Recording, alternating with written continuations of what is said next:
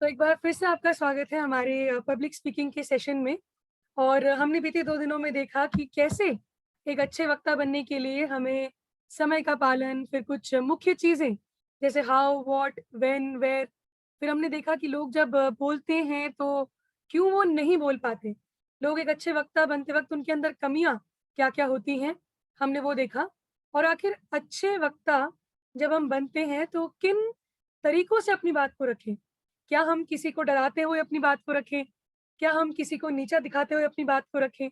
या हम ये सोचें कि बात जो हम कह रहे हैं वो हम भी जानते हैं, सामने वाला भी जानता है कि समझ की बात है, तो क्या हम उस चीज़ को गंभीरता के साथ रखें और पूरे आत्मविश्वास के साथ रखें? फिर हमने ये भी देखा कि आत्मविश्वास का होना किसी भी बड़े सेशन के लिए या फिर किसी भी प्रकार के बड़े सेमिनरी में बोलते वक़्त ज़रूरी है आत्मविश्वास। और आज भी हम लोग ऐसे ही कुछ चीज़ों को देखने जा रहे हैं। जैसा कि मैंने आपसे कहा था कि कुछ लोग इंट्रोवर्ट और एक्सट्रोवर्ट होते हैं, उसके बारे में भी हम लोग अब फॉर्म ना भरकर आज स्क्रीन में ही देखेंगे कि आखिर हम किस कैटेगरी में आते हैं। क्या हम शर्माते हैं या हम खुलकर बोलने वालों में से लोग हैं? और चाहे हम किसी भी कैटेगरी में से क्यों ना हों, पर अपनी बातों को विश्वास के साथ कैसे रखते हैं वो हम देखेंगे। जब बात आती है पब्लिक स्पीकिंग की, आज हम ऐसे 15 बातों को देखने वाले हैं, जिससे कि हम एक अच्छे वक्ता बन सकते हैं। और आज हम लोगों का चूँकि दूसरा आखिरी दिन है, तो कल का जो सेशन होगा, शुरुआती 10-15 मिनट प्रैक्टिकल होगा। यानी कल आपके पास टाइम होगा कि जो आपने सीखा, आप किसी भी विषय पर अपनी बातों को रखें। 1 मिनट या 2 मिनट के लिए वो हम ज़रूर ग्रुप में, जो व्हाट्सएप ग्रुप है, वहाँ पर हम लोग डालेंगे। बट आज 15 ऐसी बातें जो कि ज़रूरी है एक अच्छे वक्ता बनने के लिए। तो मैं उम्मीद करती हूँ कि आप लोगों ने अपने हथियार को तैयार कर लिया होगा, और हथियार से मेरा मतलब है कॉपी और पेन। तो यदि सब लोगों के पास कॉपी और पेन है, वेरी गुड। मैं देख पा रही हूँ कॉपी काफ़ी लोग कॉपी और पेन लाए हैं, परफेक्ट। 15 बातें जो कि हमें एक अच्छी वक्ता बना सकती हैं, उसके बारे में आज हम देखेंगे। तो जो लोग कॉपी पेन नहीं लाए और अभी भी कहीं जा रहे हैं, ट्रैवल कर रहे हैं, आप सुरक्षित अपने स्थान में पहुँचकर फिर कॉपी पेन के साथ उस कार्य को आप कर सकते हैं। ओके, तो सर्वप्रथम चीज़ है, जब हम अच्छे वक्ता बनने की बात करते हैं, तो वो है अपने वक्तव्य के लिए एक योजना को बनाना, प्लानिंग। पहला पॉइंट है प्लानिंग। अपने वक्तव्य के लिए एक अच्छी योजना को बनाना। अब प्लानिंग से हम क्या समझते हैं? हम जिस भी चीज़ के बारे में जहाँ भी बोलने जा रहे हैं, चाहे प्रचार करने जा रहे हों, चाहे हम लोग जा रहे हों किसी बड़े सेमिनार में, या फिर हम 3-4 जनों की सभा में बात कर रहे हैं, या फिर ऑनलाइन, जैसे अभी आज मैं ऑनलाइन अपने वक्तव्य को रख रही हूँ, बातों को रख रही हूँ। अगर हम ऑनलाइन जा रहे हैं, सबसे पहली चीज़ है प्लानिंग। और प्लानिंग में क्या आता है? कुछ चीज़ों का हमें प्लानिंग के वक़्त ध्यान देना है। सबसे पहले विषय के बारे में गहरा अध्ययन करना। योजना बनाने में, यानी पहले पॉइंट के अंदर जो सब पॉइंट आता है, वो है विषय के बारे में गहरा अध्ययन करना। आखिर हम लोग बोलने तो जा रहे हैं, पर जिस विषय के बारे में हम जानकर जा रहे हैं दूसरों के सामने बोलने में, उस विषय के बारे में गहरा अध्ययन होना ज़रूरी है। आपने देखा होगा, जब कुछ लोगों से कहा जाता है कि आज आपका प्रचार है, या कुछ लोगों से कहा जाता है कि आज आपका वक्तव्य है, तो लोग क्या करते हैं? उनको पता है कि अच्छा 2 घंटे का तैयारी करना है, मतलब मुझे 15 पन्ने भरने हैं। ऐसे देखा है किसी को? जिन्हें 2 घंटे की तैयारी करनी है, मतलब वो 15 पन्ने भर के जाते हैं और सबके सामने जाके खड़े हो जाते हैं। और आइए हम लोग देखेंगे। तो जैसा कि मैं देख पा रहा हूँ, ये है, ये है, ये है, फिर दूसरा पन्ना, फिर तीसरा पन्ना, उनकी नज़रें कॉपी से उठती नहीं है। देखा होगा आपने ऐसे लोगों को? जिनको अगर 2 घंटे भी बोलने का मौका दिया जाए, तो वो इतना डरते हैं अंदर से कि वो कॉपी से नहीं हटेंगे। मतलब उनको ऐसा लगता है कि कॉपी हटी और दुर्घटना घटी, कॉपी हटी और दुर्घटना घटी। ऐसे लोग क्या करते हैं, उनकी प्लानिंग स्ट्रॉन्ग नहीं होती। वो सब तैयारी कर रहे हैं, सब कुछ कर रहे हैं, लेकिन तैयारी का एक बहुत बड़ा हिस्सा है कि जितना आपसे बोला गया है, उतना ही तैयारी ना करें, उसके आस-पास की चीज़ों की भी तैयारी करें। अब आप बोलेंगे सिस्टर, पहले तो आपने मना किया था कि अगर 15 मिनट का मौका मिले तो 15 मिनट से ज़्यादा मत बोलो। बिल्कुल सही, 15 मिनट का मौका मिले तो 15 मिनट से ज़्यादा मत बोलिए, पर इस बात को भी ध्यान रखिए कि हम मनुष्य हैं और मनुष्य रोबोट नहीं है। मनुष्य से गलतियाँ हो जाती हैं। मान लीजिए आप एक अच्छा-सा वक्तव्य तैयार करके जा रहे थे और आपने उसको रट लिया और जाने से जस्ट पहले घर में झगड़ा हो गया। घर में झगड़ा हो गया, तो सारा मनोबल चला गया नीचे। या फिर जिस पर आप सबसे ज़्यादा विश्वास रखते थे, उन्होंने ऐसा कोई काम किया जिससे आपका दिल टूट गया। तो अब ऐसा तो नहीं होगा कि आप वहाँ फ़ोन लगाकर बोले 400 लोगों को कि देखो, आज मेरे जीवन में बहुत दुःख है, मैं नहीं आ सकता। मेरे हिसाब से सेशन कैंसल कर दो। क्या ऐसा होगा? या फिर आप सबके सामने जाके बोलेंगे कि देखिए आपने मुझे मौका तो दिया पर आज मेरा मूड नहीं है। क्या ऐसे करेंगे? समस्याएँ आ सकती हैं, पर सामने जो लोग हैं, वो हमारे मूड के अनुसार नहीं चलते। उनको इस बात से शायद ही फ़र्क भी पड़ेगा कि हमें कितनी परेशानी है। तो उन सब चीज़ों को देखते हुए ज़रूरी है कि सिर्फ़ विषय के बिंदु के आस-पास ही तैयार ना करें, पर विषय के बारे में गहरा अध्ययन भी हम लोग रखें। ताकि मान लीजिए जिस कॉपी से आप पढ़ने जा रहे थे वो कॉपी खो गई, कॉपी भीग गई, सारे विचार धुल गए, तो भी आपके दिमाग में वो मुख्य पॉइंट्स हों। कहने का अर्थ समझ रहे हैं आप? या मान लीजिए जाते-जाते आँख में कुछ गिर गया तो आप देख नहीं पा रहे। आपके वक्तव्य को फ़र्क नहीं पड़ना चाहिए, क्योंकि एक अच्छा वक्ता कॉपी से चिपका नहीं होता, एक अच्छा वक्ता अपनी बातों से चिपका होता है। कहने का अर्थ है, अगर हर जगह ये कॉपी मेरा सहायक है, तो लोग अगली बार सभा में मुझे नहीं बुलाएँगे, वो मेरी कॉपी को बुलाएँगे। तो बोलेंगे आज हमारे बीच में बहन जसिका की कॉपी है जो 15 मिनट का वक्तव्य देंगी। हमारी कॉपी मेन नहीं होनी चाहिए, हमारा तैयारी, हमारा मुख्य उद्देश्य, हमारे बोलने का तरीका मेन होना चाहिए। और इसमें एक और चीज़ आती है, प्लानिंग के बाद आता है एग्ज़ीक्यूशन। Execution, EXECUTION। एग्ज़ीक्यूशन का अर्थ क्या होता है? उस चीज़ को हकीकत में लागू करना, एग्ज़ीक्यूट करना, लागू करना। अब एग्ज़ीक्यूशन में क्या परेशानियाँ आ सकती है, मैं उसके बारे में आपको बताना चाहूँगी। मान लीजिए सारी तैयारियाँ सही रही और ध्यान से सुनिएगा, मान लीजिए सारी तैयारियाँ सही रही, पर जिस जगह आप गए, वहाँ पर गर्मी बहुत ज़्यादा थी। क्या ज़्यादा थी? गर्मी बहुत ज़्यादा थी। या मान लीजिए सामने जो लोग बैठे थे, वो आपकी सुनने को तैयार ही नहीं है। आप बोलना शुरू कर रहे हैं और वहाँ से कोई ऐसे कर रहा है, कोई अचानक से आपके फ़ोन के सेशन में उनका बजता है, टू टू डू डू डू डू डू, आपके बोलते-बोलते किसी का फ़ोन बज गया या फिर आपस में लोग झगड़ने लग गए, कुछ कुछ भी हो सकता है। ऐसे समय में आपको एग्ज़ीक्यूशन का ध्यान रखना है, यानी लागू करने के उस कला पर ध्यान रखना है। चाहे आपके सामने कोई व्यक्ति आपको पसंद करे या ना करे, चाहे सामने आपका दुश्मन ही क्यों ना बैठा हो या वो इंसान क्यों ना बैठा हो जिसने आपका दिल तोड़ा, सामने कोई भी क्यों ना बैठा हो, आप अपने मुख्य उद्देश्य को जानते हैं। आप जानते हैं कि जब आपको मौका मिला है, तो आपको मौका इसलिए नहीं मिला कि आप सामने लोगों को लुभा पाएँ। आपको मौका इसलिए मिला है कि आप उनके जीवन में किसी बात को, किसी महत्वपूर्ण शिक्षा को दे सकें। तो लागू करते समय चाहे आसमान-ज़मीन हिल जाए, पर आपको अपनी मुस्कुराहट, अपना कॉन्फिडेंस, आत्मविश्वास नहीं छोड़ना है। आपको पता है कितनी बार ऐसा होता है कि जब मैं बड़े-बड़े किसी समारोह में बोलने जाती हूँ, उससे पहले ही चीज़ें खराब होने लग जाती हैं। मान लीजिए जिस गाड़ी में मैं जा रही हूँ उसका टायर पंचर हो गया या घर में मान लीजिए किसी बात पर वाद-विवाद हो गया या सुबह से खाना नहीं खाया या फिर फ़ोन में किसी ने बोल दिया कि आप लोग तो बहुत दिखावटी हैं, आप धोखाधड़ी करते हैं, अपने अच्छी इच्छा पूरा करने के लिए आप ये सब कर रहे हैं। या फिर मैंने सुन लिया कि सामने वाले लोग तो मुझे दिल से बुला ही नहीं रहे थे, ज़बरदस्ती बुलाया। अब ये सब चीज़ें हमारे दिमाग में चल रही हैं और हमें जाना है, वहाँ प्रचार करने या अपना वक्तव्य देने। क्या इन सब चीज़ों को हम असर डालने देंगे अपने वक्तव्य पर? सोचने की ज़रूरत है। या सामने खड़े हम होके हम सीधा ये बोलेंगे कि देखिए आज तो मेरा विषय था प्यार, लेकिन मैं आपको बताना चाहता हूँ, आज मैं जिस टैक्सी में आया, उस व्यक्ति ने मेरा खून चूस लिया।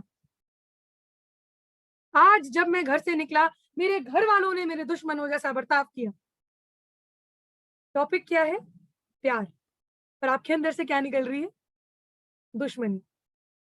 क्या हम अपने अंदर के उस हलचल को, क्या हम अपने दुख तकलीफ को दूसरों के सामने ऐसा रखेंगे कि वो फिर ये समझ जाएं कि अच्छा, ये अच्छे वक्ता नहीं है, ये अपनी भावनाओं को अपने विचारों के ऊपर हावी होने दे रहे हैं।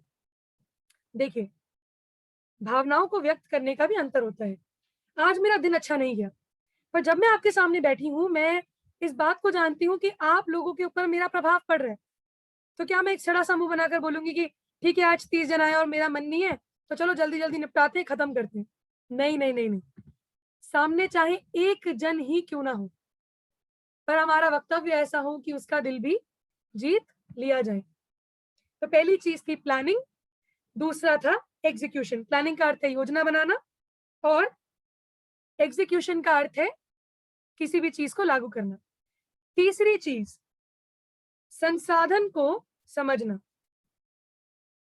संसाधन को समझना यानी मीडियम को समझना। अब इसका उदाहरण मैं आपको दिखाना चाहूँगी।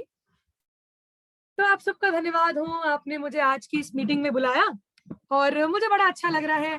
आप सब अपने कैमरा बंद मत करिएगा और सब लोगों का कैमरा खुला है तो मुझे देखकर अच्छा लग रहा है। ठीक है? कोई अपना कैमरा बंद मत करिएगा, हम लोग ऑनलाइन मिलेंगे। अब आप मान लीजिए मैं पूरे टाइम बोल रही हूँ, पर मेरा कैमरा बंद है। थोड़ी देर में क्या होगा? मेरा कैमरा बंद है तो आप भी सोचेंगे अरे! इसको ऑनलाइन बोलने के लिए बुलाया, इसका कैमरा बंद है तो हम क्यों अपना कैमरा खोलें?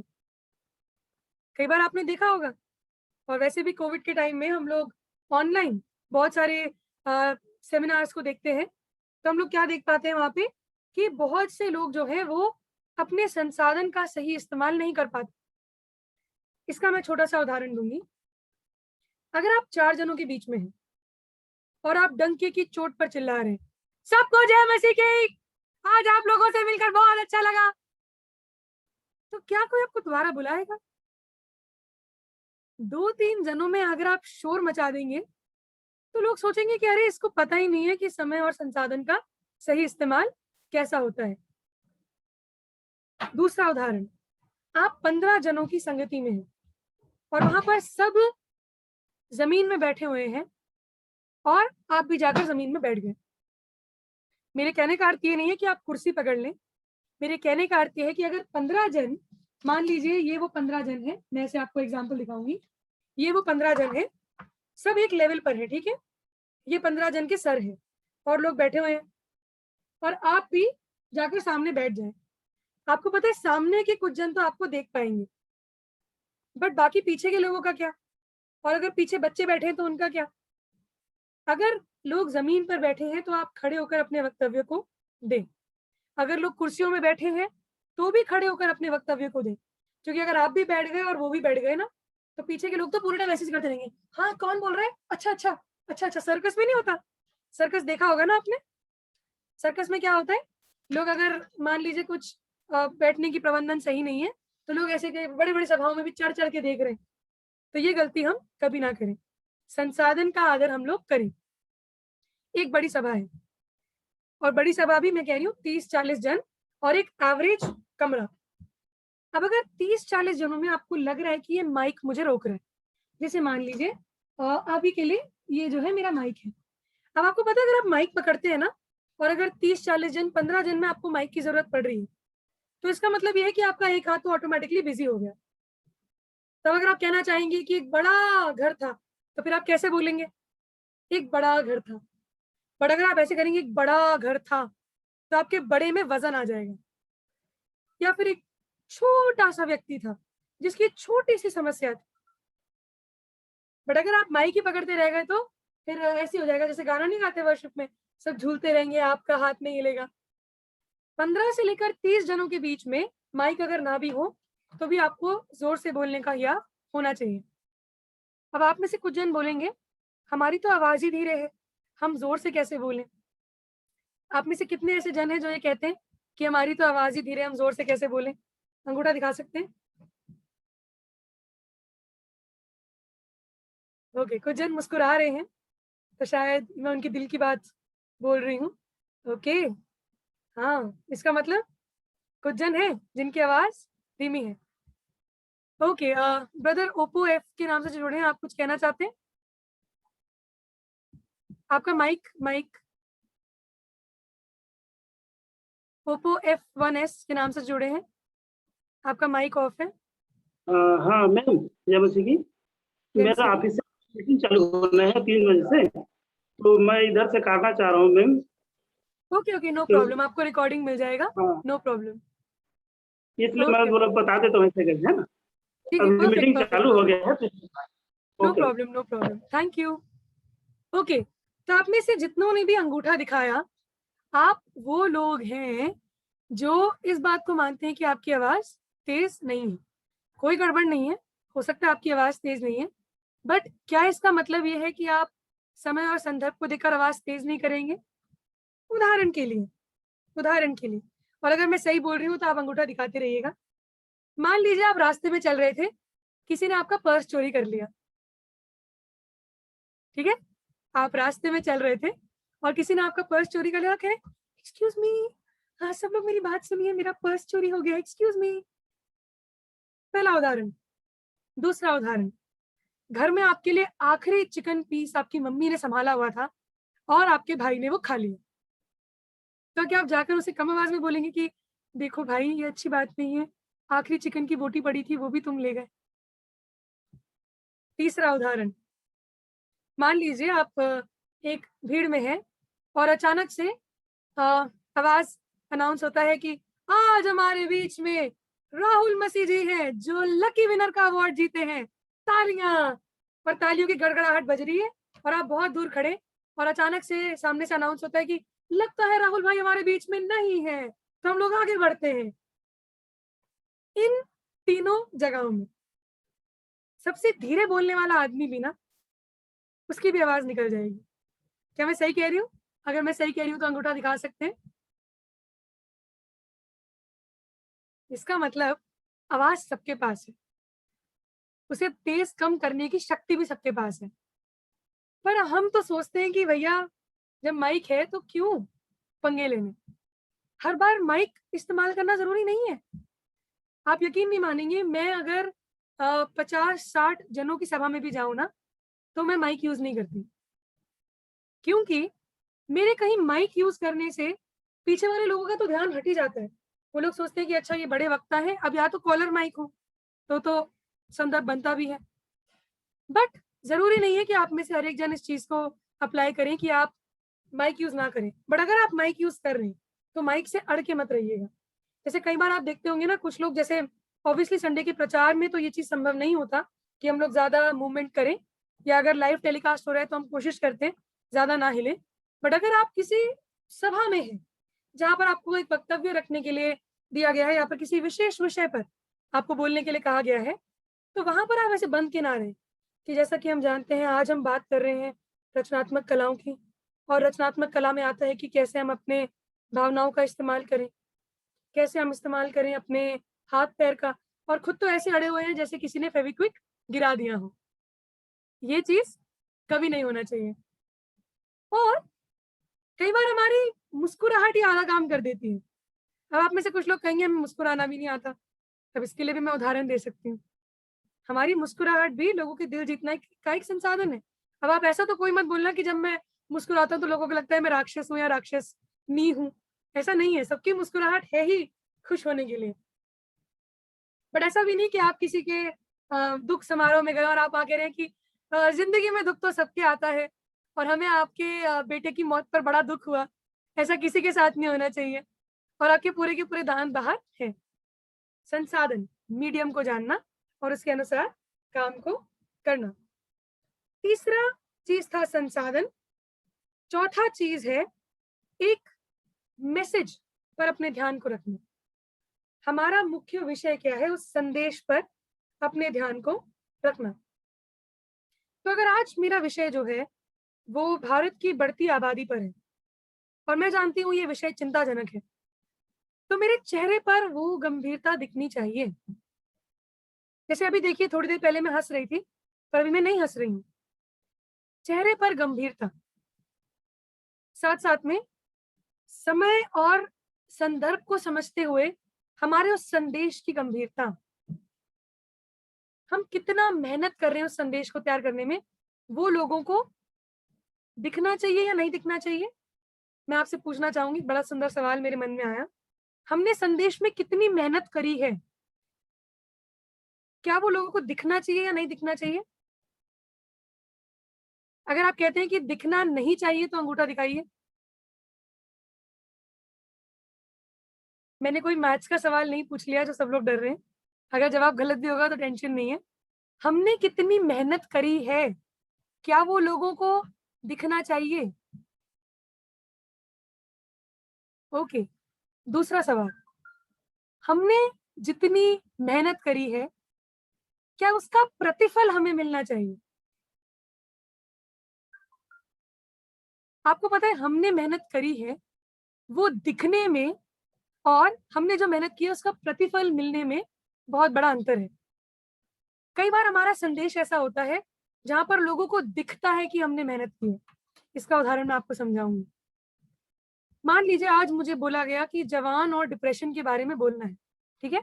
जवान और डिप्रेशन, जवान और निराशा के बारे में मुझे बोलना है, और सबको दिख रहा है मैंने मेहनत की है।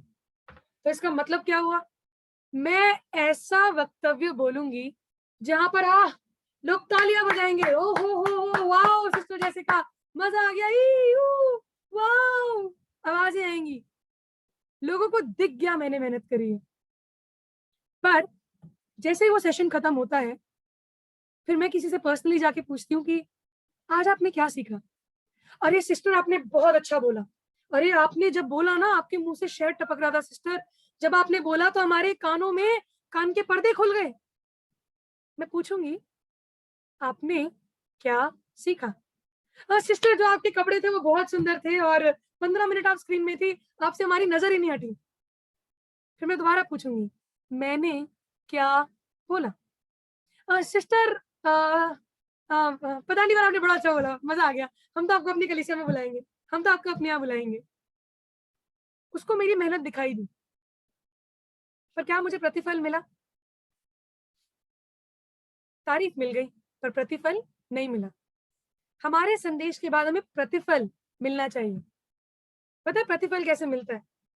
मान लीजिए, चाहे मैं इसी बात पर बात क्यों ना कर रही हूँ कि भारत में प्रदूषण बढ़ रहा है, या मैं इस बारे में बात क्यों ना कर रही हूँ कि बॉलीवुड का लोगों पर क्या प्रभाव पड़ रहा है, भला मेरा विषय जैसा भी क्यों ना हो, पर उसका प्रभाव ऐसा होना चाहिए, मेरा संदेश ऐसा होना चाहिए कि मैं स्टेज से उतर जाऊं लेकिन मेरा संदेश लोगों के दिमाग से ना उतरे।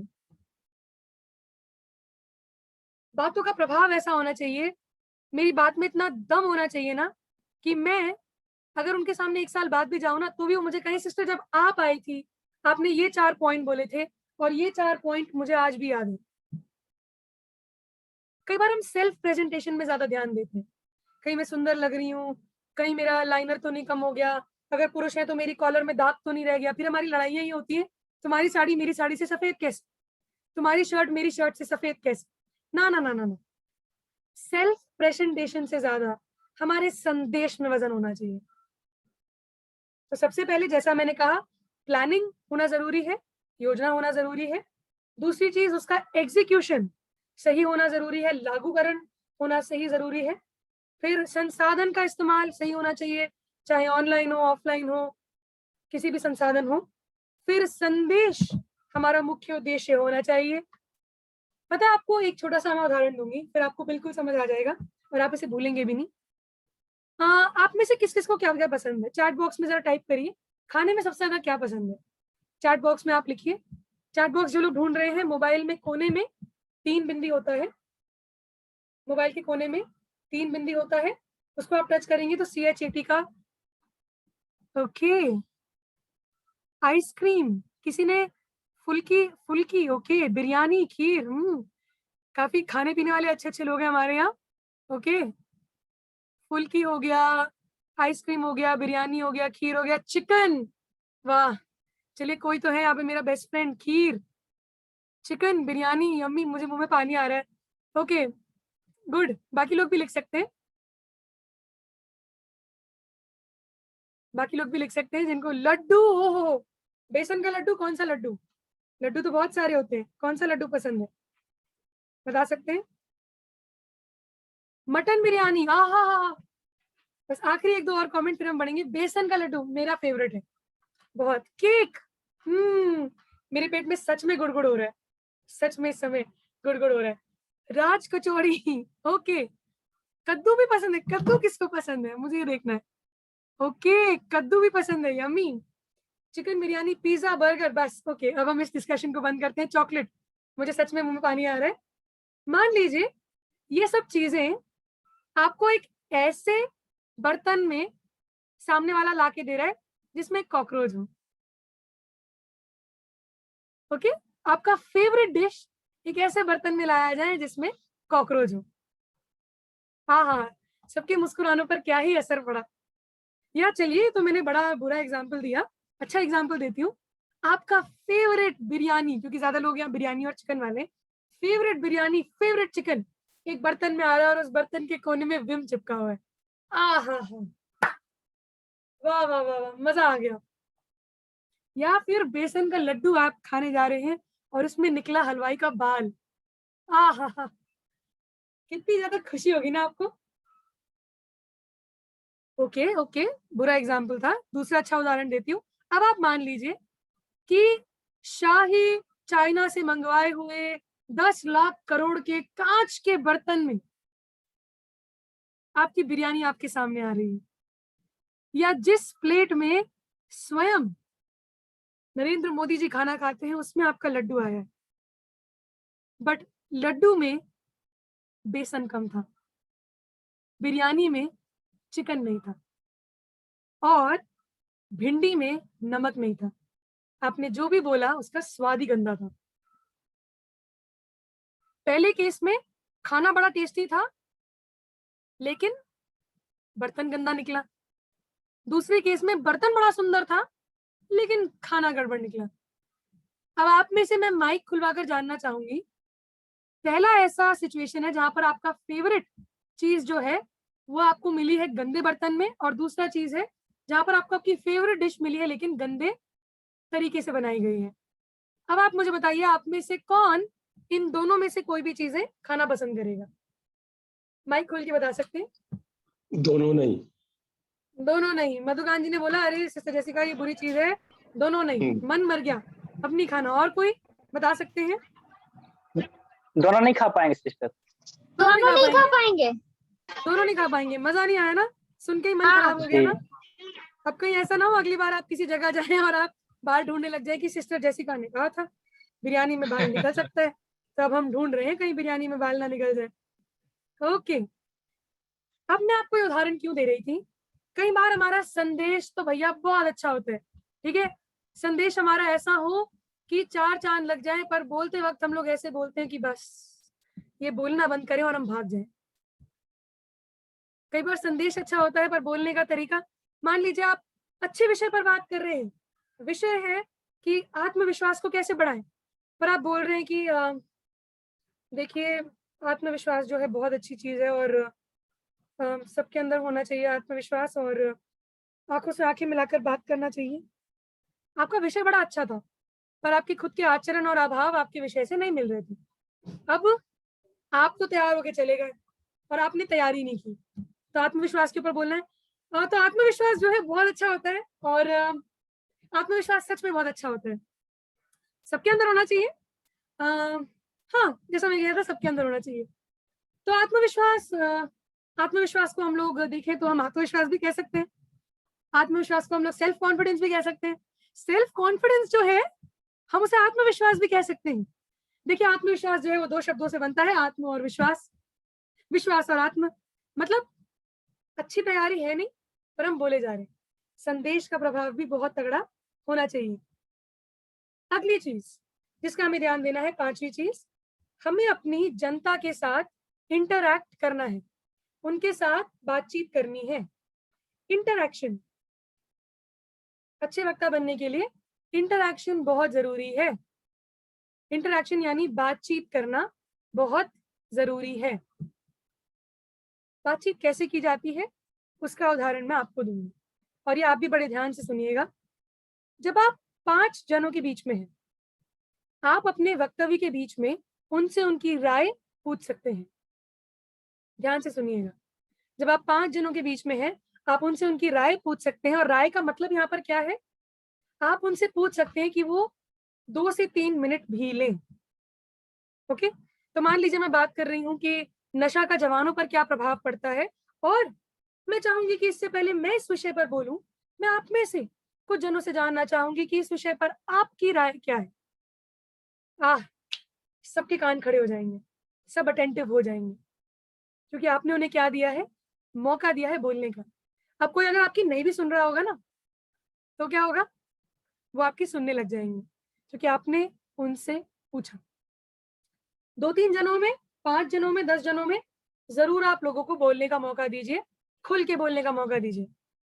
पर अब आप मान लीजिए आज जैसे इस मीटिंग में 33 लोग हैं, मैं 33 जनों में ये कह रही हूँ कि सबको मौका मिलेगा, सब बोलेंगे, सब बताएँगे उन्हें पब्लिक स्पीकिंग की क्लास कैसी लगी। आपको पता है शाम हो जाएगी पर ये सेशन खत्म नहीं होगा। तो क्या इसका मतलब ये है कि मैं आपसे बोलने का अधिकार छीन लूँ? नहीं, नहीं, नहीं। मैं आपसे बुलवाऊँगी, लेकिन मेरा तरीका अलग होगा। मेरा तरीका क्या होगा? मैं आप में से 2-3 जनों का नाम लूँगी। मैं उनसे सवाल पूछूँगी। मैं उनसे उनकी राय जानूँगी। 2-3 जनों को भी मौका मिला ना, तो बाकी अटेंटिव रहेंगे, चौकन्ने रहेंगे, क्योंकि उनको पता है कि अगर भैया इनसे पूछ लिया तो हमारा नंबर भी लग सकता है। तरीका देखिए, it's all in the mind, सब दिमाग में है, सब मनोविज्ञान है। कैसे आप चीज़ों को कर सकते हैं? सबका एक लॉजिक है। 5 जनों में सबको मौका दिया, सब खुश।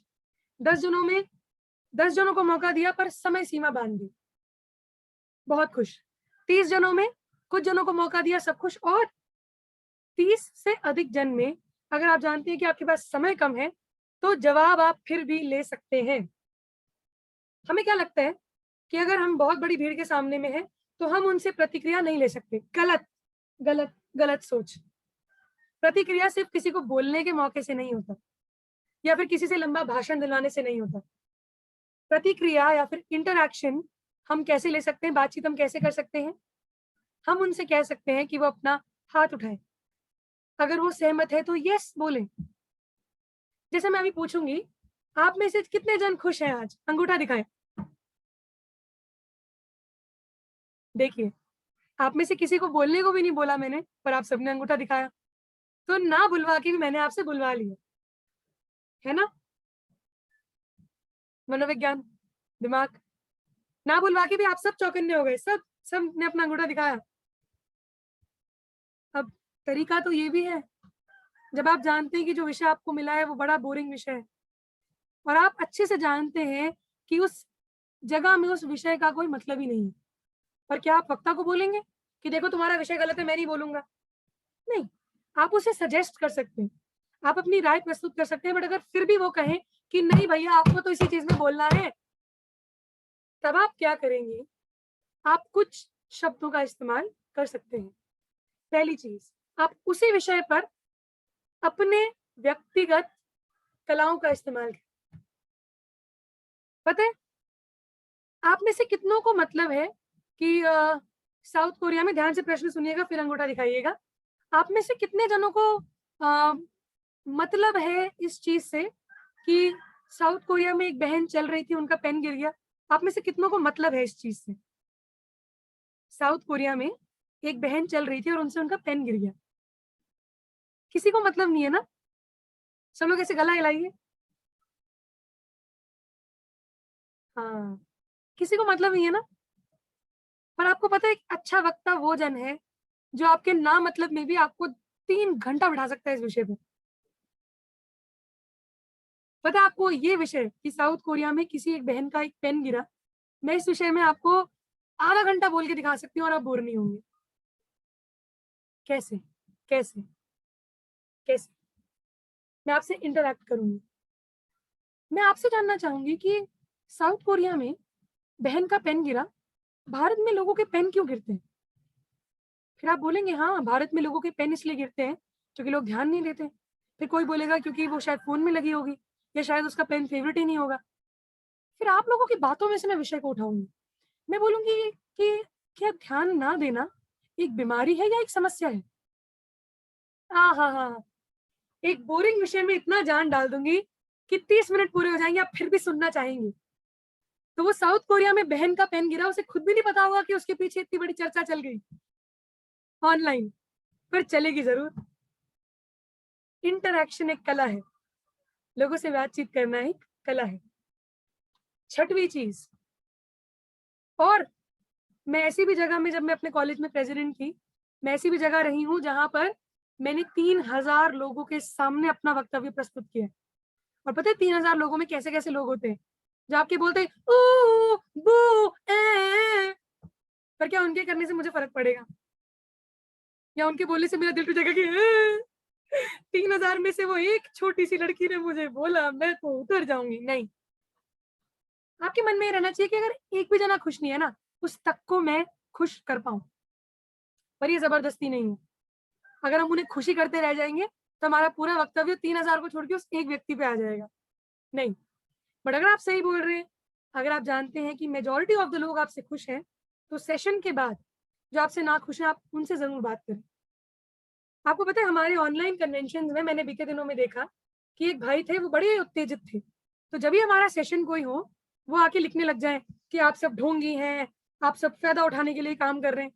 पहले दिन तो मुझे बड़ा बुरा लगा, क्योंकि हम जानते हैं हमारा उद्देश्य क्या है। पहले दिन मेरा बड़ा दिल टूटा। मेरा मन किया कि मैं उस व्यक्ति को रिमूव कर दूँ, पर मैंने ऐसा नहीं किया। फिर वो दूसरे दिन आया, फिर मेरा मन किया कि मैं उसको रिमूव कर दूँ, पर मैंने नहीं किया।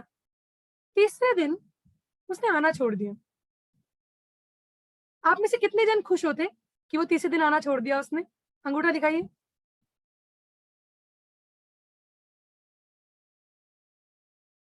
आपको पता है मैं खुश नहीं थी, क्योंकि मैंने सोचा कि उस भाई के अंदर कोई तो समस्या थी, कोई तो चीज़ थी जो उसे खा रही थी।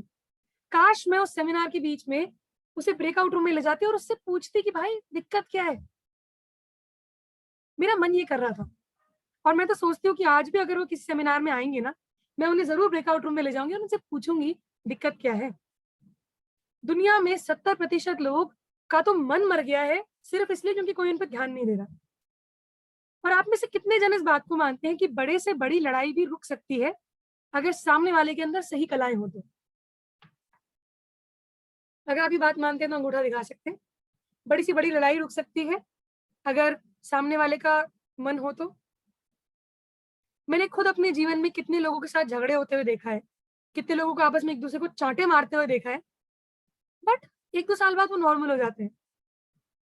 या फिर अगर चाँटे भी मार रहे थे, गालियाँ भी दे रहे थे, मैंने देखा है कि अगले ही क्षण जब उनमें से एक व्यक्ति शांत होकर उसके पास गया और गले मिला लिया, कहा कि भाई जो भी है बस गिले-शिकवे खत्म करो, वो ठीक हो गया। हमारे इंटरैक्शन में ताकत है, हमारे बातचीत करने में ताकत है। पता है इसमें मुझे बाइबल का वो बड़ा सुंदर एग्ज़ाम्पल लगता है कि जो चरवाहा था वो 99 भेड़ों को एक साथ छोड़कर एक के पास गया, एक को ढूँढने गया, क्योंकि वो 99 के पास एक-दूसरे थे, उस एक के पास कोई नहीं था। तो भला वो एक मनमर्ज़ी से क्यों ना गया हो, भला वो एक वाद-विवाद से क्यों ना गया हो, वो गया तो है। इन 99 के पास एक-दूसरे का सहारा है, उस एक के पास किसी का भी नहीं है। हम अपने वक्तव्य से लोगों को जीतें। जब मैंने कहा ना कि हमें संदेश से लोगों पर प्रभाव भी देखना है, कि सिर्फ़ लोगों का दिल नहीं छूना है, लोग हमें हमारी मेहनत को देखें, ये अंत उद्देश्य नहीं होना चाहिए। पर ये उद्देश्य होना चाहिए कि प्रतिक्रिया मिले, लोग उसके अनुसार काम करें। हमें अपने दुश्मनों को भी जीतना है, और हमारे वक्तव्यों में 100% ये ताकत है।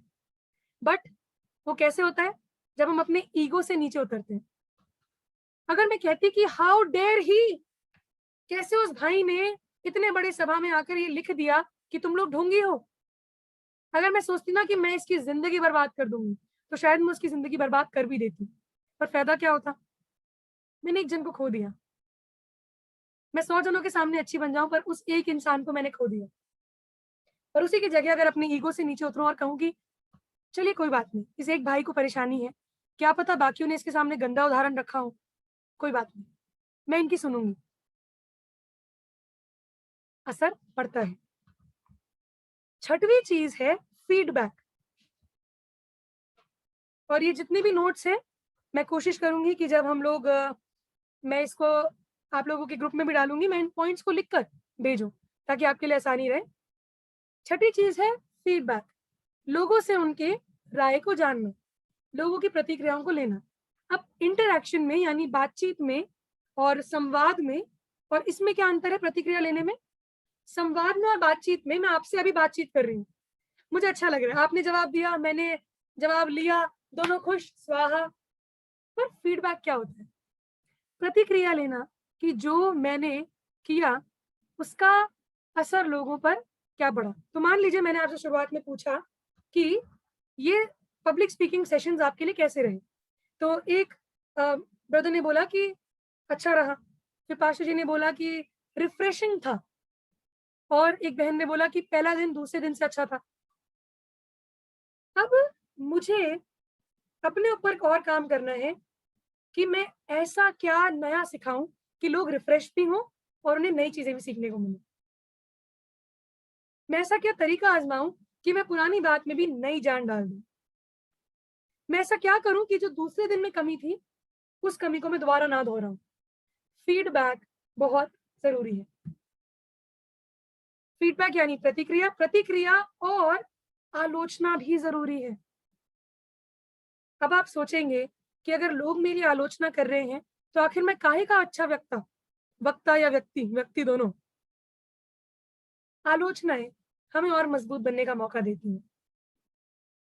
आपको पता है ऐसे लोग हैं जो आप 99 काम अच्छा करेंगे और एक काम बिगाड़ देंगे, वो आपकी 99 चीजों पर तारीफ नहीं करेंगे और उस एक के पीछे आपकी जान निकाल देंगे। तो मान लीजिए आपकी मीटिंग में सब लोगों ने बोला कि आपने अच्छा बोला, पर गलती से बोलते बोलते आपने एक शब्द को 2 बार रिपीट कर दिया। मान लीजिए आपने बोला और हम जानते हैं कि भारत में लोग ऐसा कर रहे हैं, और आपने भारत 2 बार बोल दिया।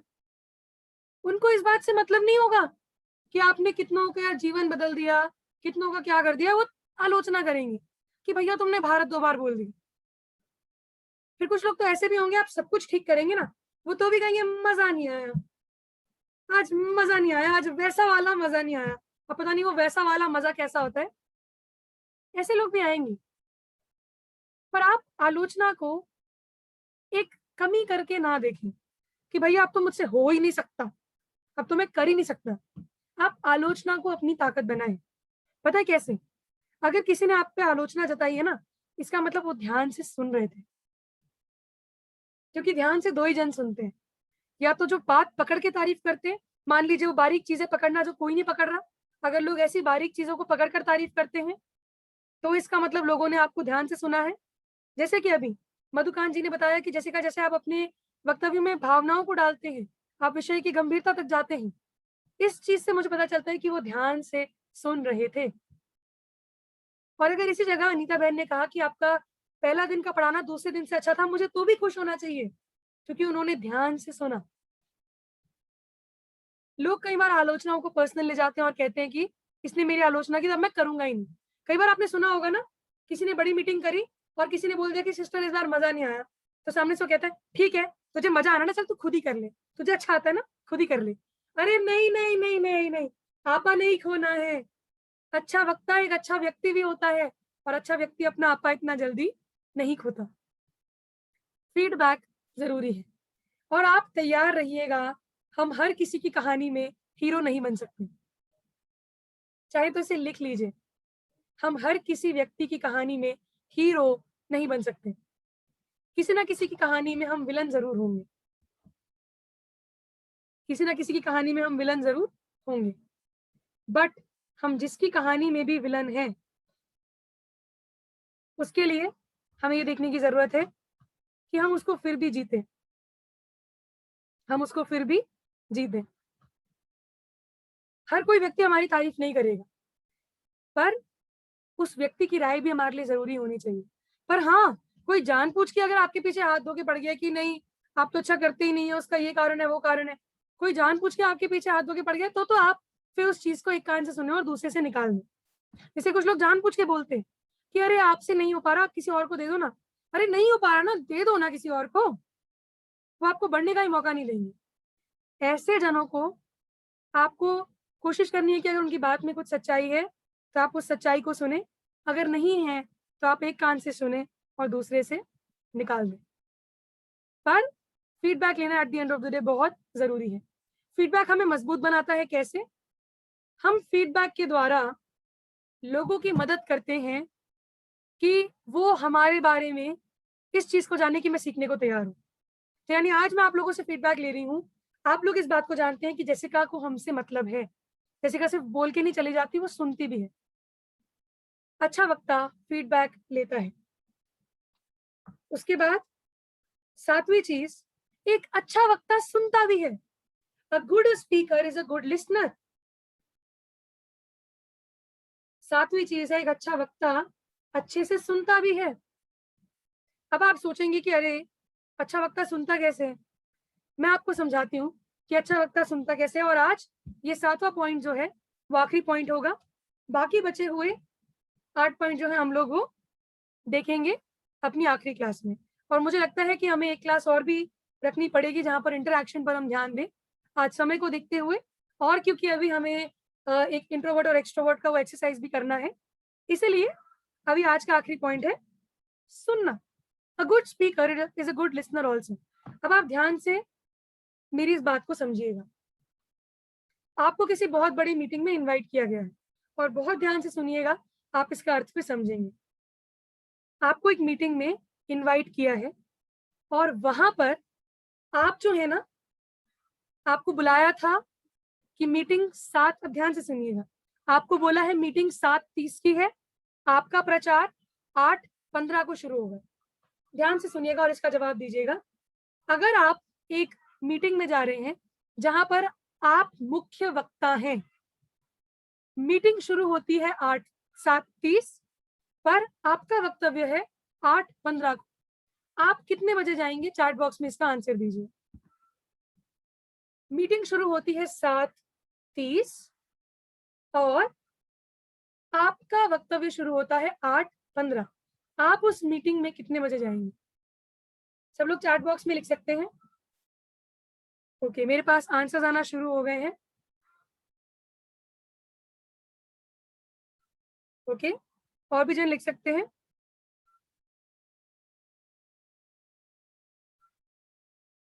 परफेक्ट। ओके ओके ओके, सब लोग आंसर्स लिख रहे हैं। ध्यान से सुनिएगा। अगर वो मीटिंग एक ऐसी जगह पर है जहां पर आप बार बार जाते रहे हैं, तो मान लीजिए एक ऐसा सेमिनार है जिसमें आपने पिछले हफ्ते भी बोला था, उससे पिछले हफ्ते भी बोला था, उससे पिछले हफ्ते भी बोला था, और इस हफ्ते भी उन्हीं लोगों के पास आप जा रहे हैं। आप ऐसे सेमिनार में अगर कोई इमरजेंसी नहीं है तो आप 7:25 तक पहुंच सकते हैं। अगर आप किसी के यहाँ पहली बार वक्ता बनकर जा रहे हैं तो आप घर से ये सोचकर निकलें कि मुझे उनके बीच में 7:15 तक तो होना ही है, या 7 बजे तक तो होना ही है। और अगर उस मीटिंग के मुख्य ऑर्गेनाइजर यानी मुख्य संचालक आप स्वयं हैं, तो आप 6:45 को भी वहां पहुंच सकते हैं, या फिर उससे पहले भी पहुंच सकते हैं। अगर आप खुद संचालक हैं तो आप बहुत जल्दी पहुंचे। अगर आप खुद पहली बार जा रहे हैं तो आधा घंटा पहले पहुंचे। अगर आप बार बार जाते रहे हैं तो 5-10 मिनट पहले पहुंचे। पर किसी भी हालत में अगर सेशन 7:30 का है और आपको 8:15 बुलाया जाता है, आप 8:10 को नहीं पहुंचेंगे, आप 8 बजे नहीं पहुंचेंगे। इसका कारण मैं आपको बताऊं क्यों। अच्छा वक्ता का मतलब होता है अच्छा सुनने वाला, अच्छा रिश्ता स्थापित करने वाला। अगर मीटिंग 7:30 की है और मैं अति वीआईपी बनकर 8 बजे वहां पहुंच रही हूँ या पहुंच रहा हूँ, 2 कारण हो सकते हैं। या तो मैं सच में बहुत बिजी हूँ, या तो मैं घमंडी हूँ। और लोग बिजी व्यक्ति को तो एक बार को समझ भी सकते हैं, पर घमंडी को कभी भी दोबारा नहीं बुलाएंगे। अगर आपको पता है कि आपकी बैक टू बैक मीटिंग्स है और आप ज्वाइन ही नहीं कर सकते, आप जरूर वहां के मुख्य वक्ता या मुख्य ऑर्गेनाइजर को बोलें कि मैं मीटिंग में हूं इसलिए मैं लेट आ रहा हूं। आप उन्हें बोलें ताकि सबके सामने ये गलत इमेज ना बने कि अरे तो आंधी की तरह आता है, तूफान की तरह चला जाता है। बिल्कुल भी नहीं होना चाहिए। उन्हें इन्फॉर्म करें। इसमें एक और चीज आप देखिएगा, आप में से बहुत जनों ने जवाब में लिखा कि अगर 7:30 का सेशन है तो हम सीधा 7:30 को ही पहुंचेंगे, क्योंकि हमारा 8:15 या 8:30 का वक्तव्य है। आई एम सॉरी, अगर हम ऑन द स्पॉट पहुंचेंगे तो मिलेंगे किससे? वहां तो सेशन शुरू हो जाएगा, फिर सामने वाले को बोलना पड़ेगा कि अच्छा हम 5 मिनट रखते हैं क्योंकि हमारे वक्ता जो है 7:30 को आ गए, तो चलो उनसे मिल लेते हैं पहले, फिर हम शुरू करेंगे। कई बार आपने देखा होगा बड़ी बड़ी मीटिंग इसलिए लेट होती है क्योंकि वहां के बड़े वक्ता जो है वो टाइम में डिलाई करते हैं, क्योंकि जाहिर सी बात है जब वक्ता आएगा, अगर संचालन करने वालों में समझ है तो वो क्या करेंगे, उनको पहले पानी पिलाएंगे, चाय पिलाएंगे। अब आप पहुंचे ही 7:30 को हो तो मान लो 8:15 तक तो आपकी चाय लगेगी। फिर लोगों के सामने जो बैठना है, कहाँ रहा वो मजा, कहाँ रहा वो आनंद? और क्यों नहीं आपको पहुंचना चाहिए 8:15 या 8:30 को? क्योंकि ध्यान से सुनिएगा, आप जहां वक्ता बन के जा रहे हैं ना, उस सभा का एक संदर्भ है। जिसने लीडिंग किया था वो भी कुछ बातों को बोल रहा था। उस सभा में क्या क्या हुआ, वो लोग भी जरूरी थे, सिर्फ आप जरूरी नहीं थे। लीडिंग करने वाला भी जरूरी था, जो वहां पर अगर गाना भी गा रहा था वो भी जरूरी था। अच्छा वक्ता वो होता है जो अपने दिए गए वक्तव्य में उस मीटिंग में अभी तक क्या हुआ उसकी हल्की सी झलकी प्रस्तुत करे। उदाहरण के लिए, आप में से जितने जन महिलाओं की मीटिंग में थे, डॉक्टर नीतू चौधरी जी को आना था, वो चाहती तो वो आ सकती थी आराम से 1 घंटा लेट, पर वो पहुंची टाइम से 5 मिनट पहले। उन्होंने कैरन के गाने को सुना और कैरन को सराहा। इससे सबको एक चीज तो पक्का पता चल गई कि ये बहुत अच्छी वक्ता है। सिर्फ इसलिए नहीं क्योंकि वो अपना वक्तव्य अच्छा दे रही थी, पर इसलिए क्योंकि बहुत अच्छी मनुष्य भी है, वो चीजों पर गौर करती हैं, वो सुनती हैं। तो एक अच्छा बोलने वाला आंधी की तरह आए, तूफान की तरह जाए, मजा नहीं आएगा। रिश्ता स्थापित करना भी जरूरी है। 7:30 का प्रोग्राम है, चाहिए तो आप 7:15 को पहुंचिए। और चाय पानी में ही मत उलझ जाइए कि अच्छा मैं बैक रूम में चाय पानी पीऊंगा फिर मैं आराम से ऊपर जाऊंगा। नहीं, समय लेकर जिन लोगों को आप, जिनके सामने आप बोलने जा रहे हैं ना, उनको देखिए, गौर करिए कि वो किस संदर्भ से है, वो कहाँ से है, वो क्या दृष्टिकोण को रखते हैं। इन चीजों पर ध्यान दीजिए, ऑब्जर्व करिए। ये ऑब्जर्वेशन भी एक स्किल होती है। लोगों की बातों को सुनिए, वो क्या उम्मीद लगाए हैं। अगर आप ऑलरेडी फेमस हैं और आप किसी के बीच में जा रहे हैं, उनसे मिलना मत भूलिए, समय व्यतीत करना मत भूलिए। क्योंकि मान लीजिए उस 100 की सभा में आपने किसी एक से भी हेलो बोला होगा ना, वो एक जाकर अपने घर में बोलेगा, आज पता है उन्होंने ना, पादी साहब ने ना मुझसे हेलो बोला। उनको अच्छा लगेगा। आप किसी का दुख सुन लेंगे 2 मिनट तो आप कम नहीं हो जाएंगे, आप छोटे नहीं पड़ जाएंगे, वक्तव्यों में फर्क नहीं पड़ेगा, पर सामने वाले के जीवन में असर पड़ेगा कि अरे सामने वाला सिर्फ अच्छा बोलता नहीं है, अच्छा सुनता भी है। पर मान लीजिए 8:30 का वक्तव्य था, मुझे 8:30 को बोलना था और मैं 8:15 को गई और मैंने खड़े होकर बोला कि अभी तक जो भी हुआ है वो अच्छा ही हुआ होगा। ये मूर्खता होगी, ये मूर्खता होगी। अभी तक जो भी हुआ होगा अच्छा हुआ होगा, अच्छा मतलब आप भगवान है जो 8:30 के पहले पहुंच गए तो आपने एहसान कर दिया? नहीं, ऑब्जर्व करिए, धन्यवादी होइए कि अभी मैं धन्यवाद देना चाहता हूँ। आज ब्रदर जॉनसन ने लीडिंग किया और बहुत सुंदर लीडिंग उन्होंने किया। आपको पता है जिस मीटिंग में हम जाते हैं ना, जो मीटिंग ऑर्गेनाइज करता है ना, उसे 1 रुपए की तारीफ भी नहीं मिलती। तो मान लीजिए अगर आरकेजे आरकेजे संस्था है, आरकेजे संस्था ने एक मीटिंग ऑर्गेनाइज की, आरकेजे संस्था का कोऑर्डिनेटर जो है दिन रात दुनिया जीतेगा, दिन रात जाएगा, मरेगा जिएगा, मीटिंग ऑर्गेनाइज करेगा, पर सामने आके वक्ता किसकी तारीफ कर देता है? मैं आरकेजे के फाउंडर का धन्यवाद देना चाहूंगा जिन्होंने मुझे आमंत्रित किया। सारी मेहनत तो कोऑर्डिनेटर ने की थी। और जिसने संचालन किया, जो बेचारा सुबह से खाना नहीं खाया होगा उसने ये सोच के कि मेरा लीडिंग अच्छा जाए, उसका आपने नाम ही नहीं लिया। आपने बोला मैं सबसे पहले परमेश्वर का धन्यवाद देना चाहता हूँ, मैं आरकेजे के फाउंडर का धन्यवाद देना चाहता हूँ। फाउंडर तो जिंदा ही नहीं है, फिर भी आप धन्यवाद दे रहे हैं। मैं धन्यवाद देना चाहता हूँ आप सबका जो आज यहाँ पर शामिल हुए हैं, पर मैं नहीं धन्यवाद देना चाहता उसका जो पिछले 30 मिनट से खड़े होकर बोले जा रहे हैं। मैं नहीं धन्यवाद देना चाहता उसका जिसने मुझे पानी पिलाया। मैं नहीं धन्यवाद देना चाहता उसका जिसने ये ऑर्गेनाइज किया। अब हम मुंह से तो नहीं बोलते, पर हमारी हरकत तो यही बताती है, कुछ को धन्यवाद दिया, कुछ को नहीं दिया। हमारी हरकत तो यही बोल रही है कि मैं सबको धन्यवाद दूंगा, लेकिन इसने जो लीडिंग करी है ना, मैं मर जाऊं उसको धन्यवाद नहीं दूंगा। ऐसा नहीं होना चाहिए। उस लीडिंग करने वाले को भी आपकी जरूरत है, तो थोड़ा एक्स्ट्रा एफर्ट्स करें। आप में से जितने जनों ने लिखा 6:45, मैं निश्चय इस बात को समझती हूँ कि आप उन जनों में से हैं जो जाकर वहां पर समय और संदर्भ को समझेंगे, और आपकी नम्रता आपका सबसे बड़ा हथियार है। मैं धन्यवाद देती हूँ कि आपने इस चीज को सोचा भी कि आप 6:45 को जाएंगे, अच्छा है।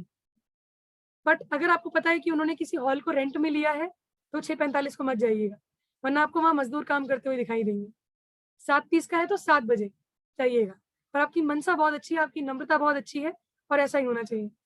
अगर पूरे दिन सेशन चल रहा है तो जरूर 6:45 को जाइए। आप में से जितनों ने 7 बजे लिखा है ना, 7 या 7:15, आपने अपनी आधी जंग तो यूं ही जीत ली।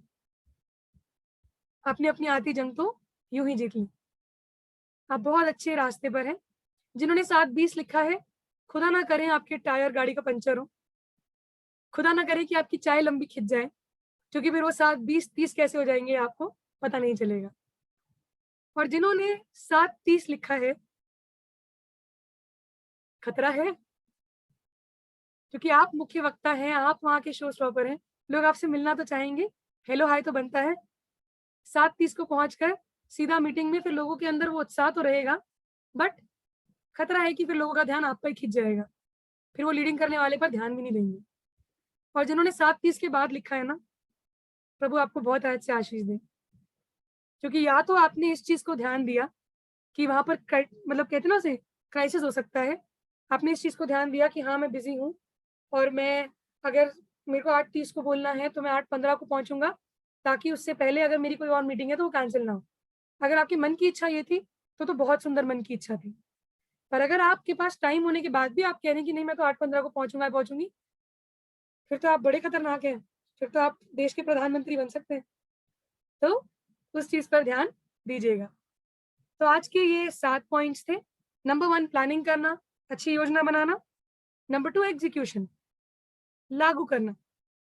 नंबर 3 संसाधनों का आदर करना, ऑनलाइन ऑफलाइन, माइक हो ना हो, लोग जितने हो। फिर उसके बाद संदेश पर वजन डालना, अपना प्रेजेंटेशन बाद में, संदेश पर ध्यान पहले। फिर उसके बाद इंटरैक्शन, आपसी बातचीत, रिश्ता स्थापित करने की जरूरत। फीडबैक लेना था 6वां पॉइंट, फीडबैक लेना, प्रत्युत्तर लेना, क्रिटिसिज्म्स का भी सुनना, आलोचनाओं को भी प्यार से ग्रहण करना। और 7वां, एक अच्छा सुनने वाला व्यक्ति बनना, क्योंकि जो अच्छा सुन नहीं सकता वो कभी अपना अच्छा बोल नहीं सकता। तो ये वो पॉइंट्स थे जिन पर हम आज मनन करेंगे। जैसा मैंने आपसे प्रॉमिस किया था कि मैं आपको इंट्रोवर्ट और एक्सट्रोवर्ट का जो अंतर है वो बताऊंगी, तो हमारे बीच में भाई अभिषेक हैं, वो स्क्रीन शेयरिंग में हेल्प करेंगे। इंट्रोवर्ट और एक्सट्रोवर्ट पर, क्योंकि वो इंग्लिश में था तो इसलिए मैंने हिंदी में भी किया। तो भाई अभिषेक आप अपना स्क्रीन शेयर कर सकते हैं, मैं स्क्रीन शेयरिंग का ऑप्शन यहाँ से ऑन कर देती हूँ। ओके, आपको उस दिन बताया गया था कि इंट्रोवर्ट एक्सट्रोवर्ट कौन होते हैं। इंट्रोवर्ट्स वो होते हैं जो ज्यादा अंदर की भावनाओं पर और अपने विचारों पर ध्यान देते हैं, और एक्सट्रोवर्ट्स वो होते हैं जो अपनी भावनाओं को खुलकर व्यक्त करते हैं। तो स्क्रीन में अभी स्क्रीन शेयरिंग में थोड़ा सा, ओके अभिषेक भाई आपके यहाँ से शेयर हो गया है।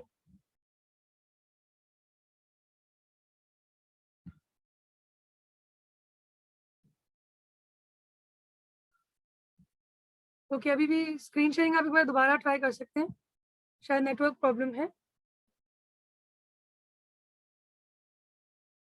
अभी तक के जो पॉइंट्स थे किसी ने मिस नहीं किया तो आप देख सकते हैं। प्लानिंग पहला, दूसरा एग्जीक्यूशन, तीसरा संसाधन यानी मीडियम, चौथा संदेश, 5वां इंटरैक्शन यानी बातचीत, और फिर 6वां था फीडबैक यानी प्रतिक्रिया लेना, और 7वां था लिसनिंग। भाई अभिषेक यदि संभव है तो आप दोबारा एक बार ट्राई कर सकते हैं। Okay, I think network problem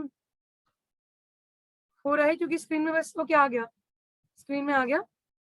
इसको आप देख सकते हैं, ये जो एक्सट्रोवर्ट इंट्रोवर्ट है उसे क्या बोलते हैं, अंतमुखी और बाही मुखी बहुत मुश्किल शब्द है, अंतर्मुखी और बाहिर्मुखी ऐसा कुछ है। तो इसे आप लिख सकते हैं। अभिषेक भाई आप इसे जूम कर सकते हैं नीचे वाले हिस्से को। आपको ये जानना है कि आप इंट्रोवर्ट हैं या एक्सट्रोवर्ट हैं, तो वो आप कैसे जानेंगे? बस परफेक्ट।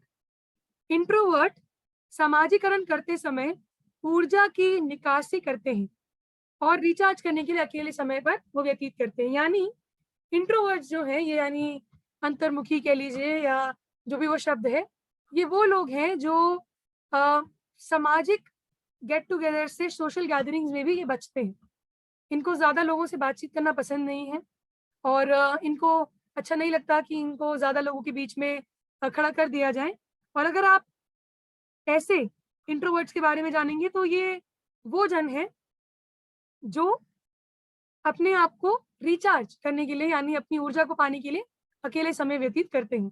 तो एक इंट्रोवर्ट जो है वो ज्यादा समय सोचने में व्यतीत करता है, उसको ज्यादा आनंद मिलता है सोचने में और उन चीजों पर ध्यान देने में।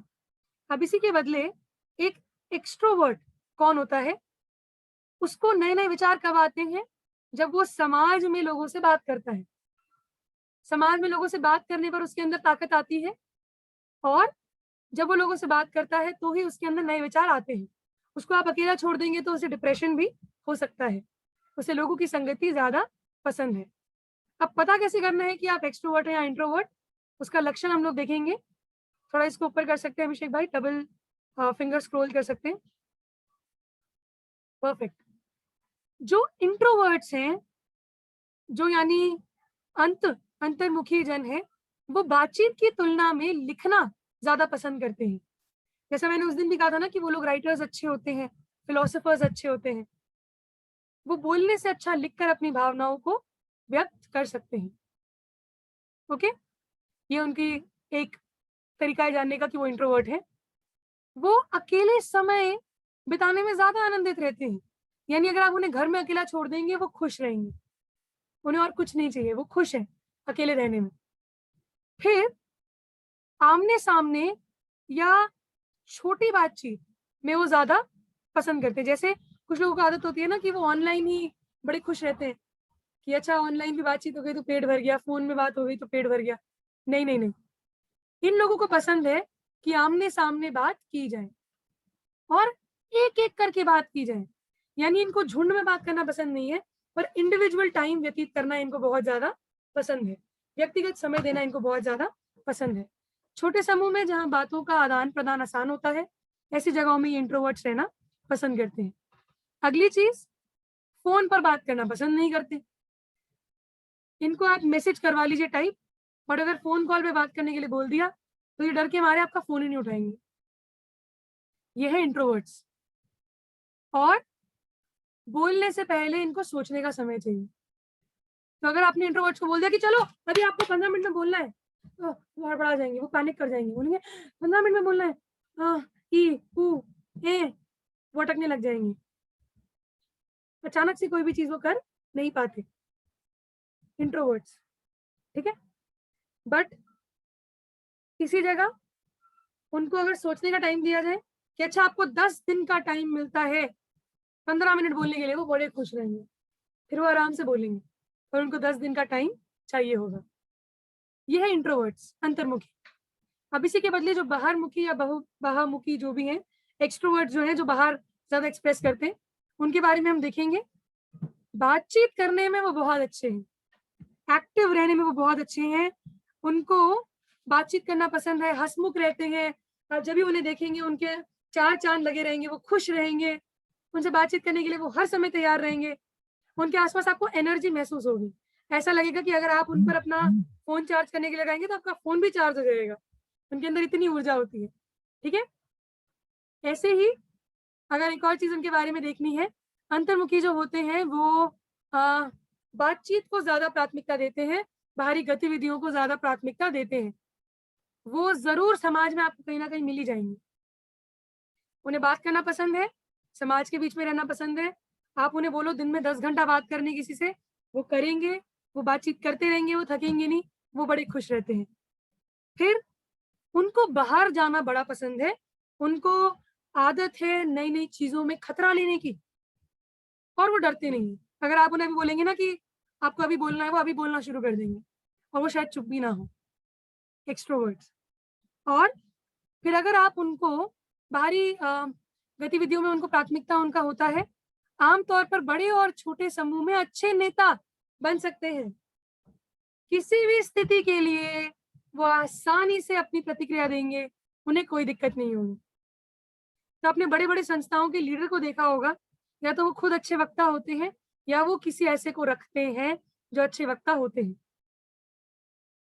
मैं ऐसी संस्थाओं को देखती हूँ जहाँ पर जो उनके मुख्य वक्ता, मुख्य इंचार्ज है, वो अच्छे वक्ता नहीं है, वो एक्सट्रोवर्ट नहीं है, और उनकी टीम में ऐसा कोई है जो ज़्यादा बोलता है, ज़्यादा बातचीत करता है और उसको वो कम्युनिकेशन इंचार्ज बना देते हैं। अब आपको ये जानने की ज़रूरत है, इंट्रोवर्ट होना या एक्सट्रोवर्ट होना, दोनों में से कोई भी चीज़ कमी नहीं है।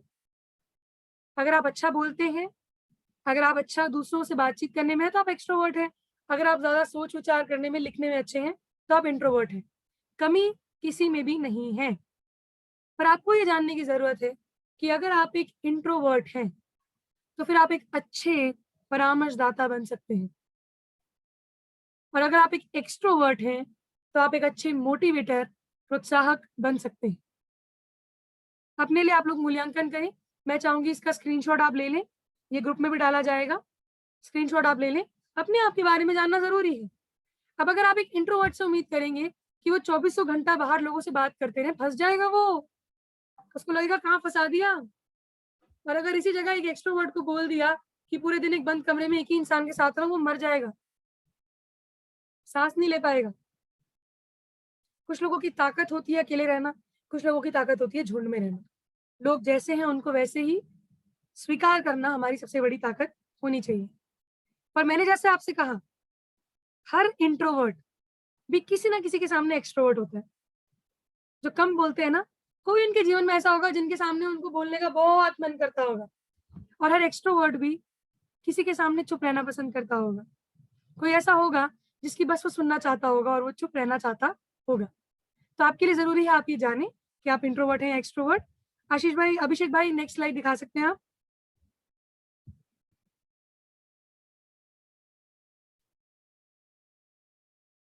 नेक्स्ट जो पिक्चर है आप वो दिखा सकते हैं। अंतर्मुखी और बाहिर्मुखी, यानी एक्सट्रोवर्ट्स और इंट्रोवर्ट्स को जानने का, एक्सट्रोवर्ट नाम से आप समझ गए, एक्सट्रो मतलब बाहर, इंट्रो मतलब अंदर। उनको जानने का कुछ और भी तरीका है जो आपके सामने अभी अभिषेक भाई स्क्रीन में ला रहे हैं। ओके, अगर हम शुरू से देखें तो अंतर्मुखी और बाहिर्मुखी में लक्षण क्या-क्या पाए जाते हैं? जो इंट्रोवर्ट्स हैं, अकेले समय बिताकर रिचार्ज होते हैं, निर्णय लेने से पहले चिंतन करते हैं। इंट्रोवर्ट्स कुछ भी डिसीजन लेने से पहले सोचते हैं, और एक्सट्रोवर्ट्स समाजीकरण करके रिचार्ज होते हैं। जैसा पहले भी कहा, लोगों से बात करके उनको ताकत और आइडिया आता है, और वो लोग बहुत जल्दी डिसीजन ले सकते हैं। तो मान लीजिए अभी इस मीटिंग में मैं छोड़कर चली जाऊँ, आप में से कुछ लोग ऐसे होंगे जो मुँह खोलकर ये बोलेंगे कि अरे! लगता है सिस्टर का नेटवर्क खत्म हो गया। पर कुछ हैं जो सोचते रहेंगे कि कहीं बुरा तो नहीं मान ली, कहीं ये तो नहीं हो गया, वो तो नहीं हो गया, वो सोचने लग जाएँगे। ठीक है? तो एक्सट्रोवर्ट्स वो होते हैं जो शीघ्र निर्णय ले सकते हैं, वो गुड डिसीजन मेकर्स हो सकते हैं। अंतर्मुखी जो जन होते हैं, अंतर्मुखी उसे जैसे भी हम बोलते हैं, इंट्रोवर्ट्स जो हैं, वो अधिक सुनना पसंद करते हैं। दे आर गुड लिसनर्स, तभी मैंने कहा वो काउंसलर्स बन सकते हैं। और जो एक्सट्रोवर्ट्स हैं, जो ज़्यादा बोलना पसंद करते हैं, वो सुनना ज़्यादा पसंद नहीं करेंगे। तो उनको अच्छा लगता है कि अपने विचारों को वो व्यक्त करें, ये उनकी ताकत होती है। आगे हम लोग देखेंगे, इसको थोड़ा आगे कर सकते हैं अभिषेक भाई? ओके, थोड़ा और आगे। एक के बाद एक बातचीत का आनंद लेते हैं। इसका मतलब ये है कि उन्हें एक साथ सबके बीच में मत डालो, अलग-अलग करें, अलग-अलग करके उनसे बात करें कोई, तो वो खुश रहेंगे। एक साथ की भीड़ में उन्हें डालने से वो खुश नहीं रहते। और इंट्रोस्पेक्टिव का मतलब क्या होता है कि वो जब एक के बाद एक बात करते हैं या फिर एक के ऊपर एक बात करते हैं, वो सोचने में ध्यान देते हैं कि जो बात कर रहा है सामने वाला, उसके मन की बात क्या है, वो किस परिस्थिति से बात कर रहा है। और इसी जगह जो एक्सट्रोवर्ट्स हैं वो क्या करते हैं, वो आउटगोइंग हैं, वो बातों को समझने में ज़्यादा टाइम नहीं लगाते, उन्हें जो जैसा समझ आता है वो उसी तरीके से आंसर देते हैं। अब आत्मविश्लेषण करने वाले जन होते हैं इंट्रोवर्ट्स, यानी लेफ्ट साइड में, यानी वो अपने बारे में भी सोचेंगे कि मेरे ये बोलने से सामने वाले पर क्या असर पड़ेगा, और वो इस चीज के बारे में बहुत सोचते हैं। इसी के बदले जो एक्सट्रोवर्ट्स हैं वो आसानी से विचलित हो जाते हैं। एक्सट्रोवर्ट्स अभी कोई बात कर रहे हैं, उनके दिमाग में कुछ आएगा, वो कुछ और सोचने लग जाएंगे, कोई और उनसे बात करने लग जाएगा, वो पुरानी बातें सब भूल जाएंगे। चंचल मन भी कह सकते हैं आप, बट विचलित जल्दी हो जाते हैं। और हाइपर एक्टिव, इनको हर चीज अभी चाहिए, अभी अभी अभी अभी अभी अभी नहीं मिलेगा तो मर जाएंगे ऐसा लगेगा इनको। बट लेफ्ट साइड में जो इंट्रोवर्ट्स हैं वो क्या सोचते हैं कि कोई बात नहीं, पेशेंस के साथ आराम से हो जाएगा, टेंशन नहीं लेते ये लोग। आगे थोड़ा और आगे कर सकते हैं। लेफ्ट साइड में आप देख सकते हैं आत्मज्ञानी होते हैं, सेल्फ अवेयर रहते हैं, इनको अपने बारे में पता है। और यहाँ पर आप देख सकते हैं एक्शन ओरिएंटेड, कार्य करने वाले लोग, वो जो कार्यवाही उन्मुखा लिखा है उसका मतलब ये है कि वो लोग एक्शन ओरिएंटेड है, कार्य करने में ज्यादा उनकी मनसा और इच्छा रहती है, कार्य कर सकते हैं वो। और यहाँ पर जो इंट्रोवर्ट्स है लेफ्ट साइड में आप एरो कर सकते हैं आशीष भाई, अभिषेक भाई जी। लेफ्ट साइड में आत्मज्ञानी लोग मतलब वो अपने बारे में ज्यादा सोचते हैं, और राइट साइड में हम देखते हैं कि वो काम करने के प्रति ज्यादा ध्यान देते हैं। लेफ्ट साइड में अगर आप जाएंगे वहां पर जो इंट्रोवर्ट्स हैं यानी अंतर्मुखी जन हैं, वो लोग ज्यादा सोचते हैं। और यहाँ राइट साइड में जो ये दूसरे जन हैं वो बहुत ज्यादा कहते हैं ना, और इसको ऊपर कर सकते हैं उत्कृष्ट संचार करने वाले, इनको बोलना बड़ा पसंद है, इनकी पर्सनालिटी ऐसी होती है कि लोग चुंबक की तरह इनसे चिपक जाते हैं, सॉरी चुंबक की तरह ये दूसरों को आकर्षित करते हैं, इनकी ऐसी पर्सनालिटी होती है, ठीक है। और आप इधर देख सकते हैं लेफ्ट साइड में, अब ऐसे जो जन हैं वो लोग कौन होते हैं, अगर आप थोड़ा ऊपर करेंगे अभिषेक भाई। इंट्रोवर्ट वो जन है जो सिर्फ उन लोगों से मिलकर बात करना ज्यादा पसंद करते हैं जिन्हें वो जानते हो, यानी अगर मान लीजिए वो किसी व्यक्ति के अच्छे दोस्त हैं तो वो उससे बातचीत करेंगे, उसके साथ रहेंगे। बट दूसरी तरफ ये जो एक्सट्रोवर्ट्स हैं ये क्या करते हैं, ये आपके अनजान लोगों से भी इनसे बात करवा लीजिए, ये खुश रहते हैं, ठीक है। जरूरी नहीं कि इनके सामने जान पहचान के लोग हों, बट इनको तब ज्यादा अच्छा लगता है जब ये पूरे झुंड के आकर्षण का केंद्र हो, यानी सब लोग जब उनकी सुन रहे हैं तो ये बहुत खुश रहेंगे। इंट्रोवर्ट जन जो है वो चाहेंगे कि कोई मुझ पर ध्यान ही ना दे, मैं पर्दे के पीछे रह के काम करता रहूं और लोग बस मेरा नाम ले, बट मुझे कुछ बोलने का मौका ना मिल जाए। बट जो एक्सट्रोवर्ट्स है वो चाहते हैं कि लोग मेरी सुने। और जैसा मैंने कहा ये दोनों ही चीजें जो हैं वो अच्छी हैं, दोनों ही तरीके के लोग होना बहुत जरूरी है, तब जाकर आपको पता चलता है कि कुछ लोग ऐसे होते हैं जो ज्यादा बोलते हैं, कुछ लोग हैं जो कम बोलते हैं।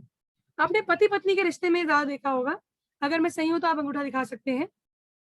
कई जगह जो पति होता है वो बहुत ज्यादा बोलता है और पत्नी जो है वो ज्यादा सुनती है, और कई जगह पत्नी जो है बहुत ज्यादा बोलती है और पति जो है वो कम बोलता है। क्या मैं सही बोल रही हूँ? ऐसे लोग आपस में रिश्ता बनता है।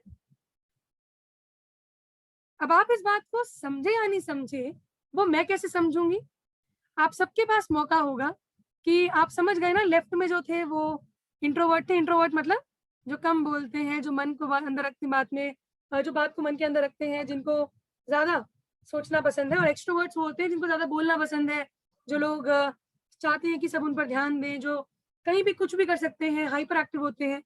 मैं आपसे जानना चाहूंगी कि मुझे देखकर आपको क्या लगता है, और अगर आपने सही बता दिया इसका मतलब आपको बीते 2 दिन का सेशन समझ आ गया। चैट बॉक्स में आप लिख सकते हैं कि जेसिका जो है वो इंट्रोवर्ट है या एक्सट्रोवर्ट, या जिनको नहीं समझ आया तो अभिषेक भाई इसको ऊपर ले जाइए। अंतर्मुखी और दूसरा चंद्रमुखी कौन सा है? हाँ, अंतर्मुखी और बाह्यमुखी। आपको क्या लगता है कि मैं क्या हूँ? और जैसा मैंने कहा दोनों ही ताकत है, पर आप में से जो मुझे सही पहचान जाएंगे वो एक तरीके से मेरी क्लास में फ्लाइंग कलर्स पा चुके हैं। ओके, सिस्टर आभा साजी जॉनसन ने जवाब दिया है, बिल्कुल सही जवाब दिया है। ब्रदर विजय सोमू ने जवाब दिया है और वो भी सही के आसपास जवाब है।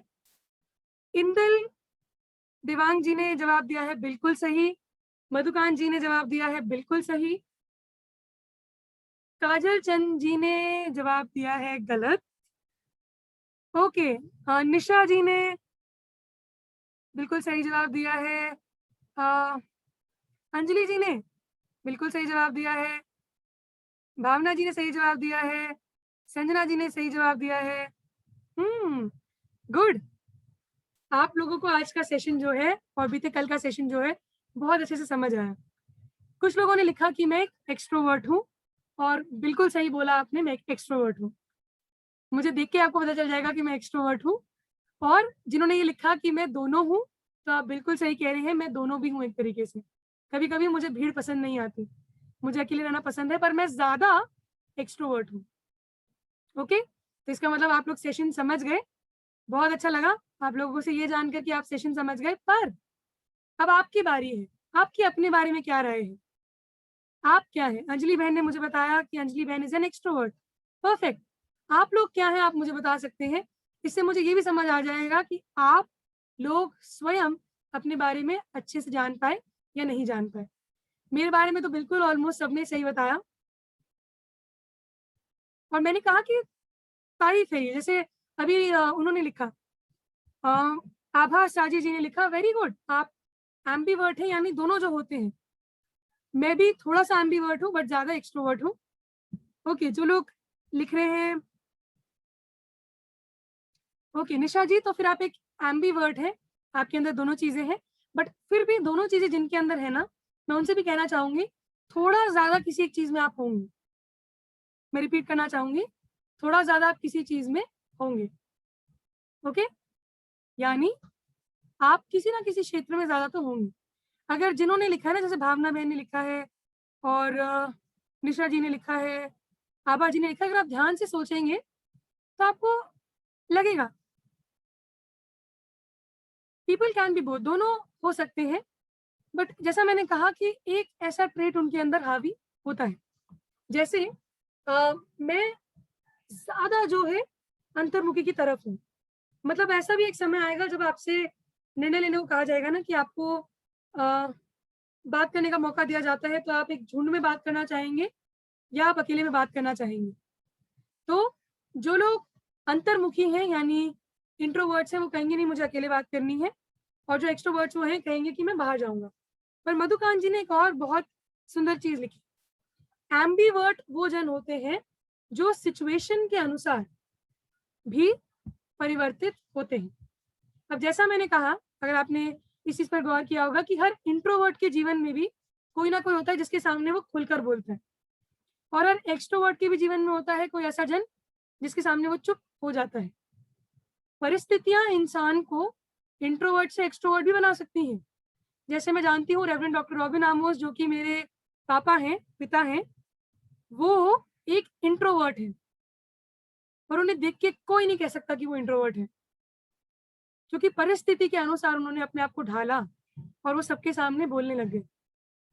जब मैं किसी बड़े सेमिनार में सीखने जाती हूँ ना, मैं वहां चुप रहती हूँ, तो वहां लोग जो मुझे पहली बार देखेंगे वो कहेंगे कि आप इंट्रोवर्ट हो। समय और परिस्थिति के अनुसार लोग अपनी इस परिभाषा को बदल भी सकते हैं। और पता है ये कैसे बदल सकते हैं? एक्सट्रोवर्ट इंट्रोवर्ट कुछ गुणों से बनता है, कुछ लक्षणों से बनता है। अगर उन लक्षणों पे काम किया जाए ना, उन परिस्थितियों पर काम किया जाए, तो हम उस चीज को बदल भी सकते हैं। बट 100 बात की एक बात, आप इंट्रोवर्ट हैं, एक्सट्रोवर्ट हैं, आप एम्बीवर्ट हैं, आप जैसे भी हैं, आप एक अच्छे वक्ता बन सकते हैं। जो अंतर्मुखी है, अगर वो सोचते हैं कि हम बाहर दूसरों के सामने नहीं बोल पाएंगे, तो बस इसमें आपका आत्मविश्वास और हियाव की कमी है। थोड़ा और आत्मविश्वास, थोड़ा और ज्ञान, थोड़ी और ये 15 बातें, थोड़ा और वाई व्हेन हुम वेयर, आप भी अच्छे वक्ता बन सकते हैं। क्योंकि जैसे आपने पढ़ा, कलाएं दोनों के अंदर होती हैं। कुछ जन बस कुछ में अच्छा बोल लेते हैं, कुछ जन सबके सामने अच्छा बोल लेते हैं, पर अच्छे वक्ता दोनों ही जन बन सकते हैं। तो आई थिंक आज का ये जो सेशन था उसमें हमने बहुत सारी बातों को सीखा। आज हमने 7 पॉइंट्स को सीखा, ये लक्षण आपके ग्रुप में डाल दिए जाएंगे और जो बचे हुए 8 पॉइंट्स हैं उनको हम लोग आने वाले क्लास में यानी कल हम लोग देखेंगे। कल का टाइम फिर से शाम का टाइम रहेगा 6 से 7 बजे, तो ज़रूर आप हमारे साथ जुड़िएगा। आज के सेशन को हम यहीं पर विराम देंगे।